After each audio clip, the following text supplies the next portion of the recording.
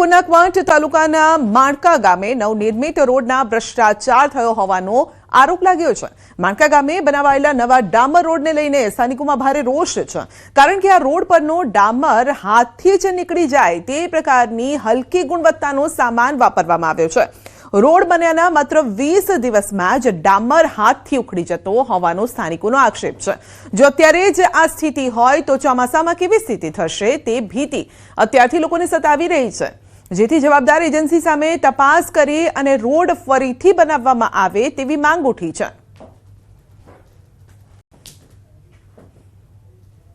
આ રોડ 3 રસ્તાથી 4 રસ્તા સુધી ડુંગરવાળો રોડ છે અને આ રોડને આશરે 20 થી 25 દિવસ થાય બનાવતા, અને આટલા દિવસોમાં એની કાંકરી નીકળી જાય, હાથથી પણ નીકળી જાય, અને આ રોડની ખૂબ મોટી ભ્રષ્ટાચાર છે એવું લાગે છે અમને। અને આ ઉનાળાની સિઝન પહેલો જ આ થાય અને પછી વરસાદ લાગી જાય તો તૂટી જાય એવું લાગે છે।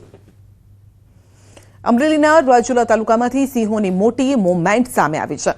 રાજુલા તાલુકાના કોવાયા ગામ નજીક રાતના સમયે એક સાથે 11 સિંહોનું ટોળું રોડ પર જોવા મળ્યું હતું। એક વાહન ચાલકે રોડ પર ફરતા 11 સિંહોનો વિડીયો ઉતારી સોશિયલ મીડિયામાં મૂકતા તે ઝડપથી વાયરલ થયો છે।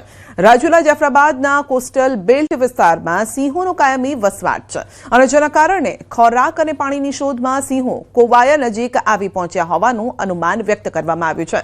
રાજુલા જાફરાબાદ વિસ્તારમાં સિંહોની સંખ્યા દિન પ્રતિદિન વધતી હોવાના કારણે વન વિભાગ સતર્ક છે। ખાસ કરીને આ વિસ્તારમાં રેલવે ટ્રેક અને દરિયો હોવાના કારણે સિંહોની મૂવમેન્ટ પર વન વિભાગ દ્વારા સતત નજર રાખવામાં આવી રહી છે।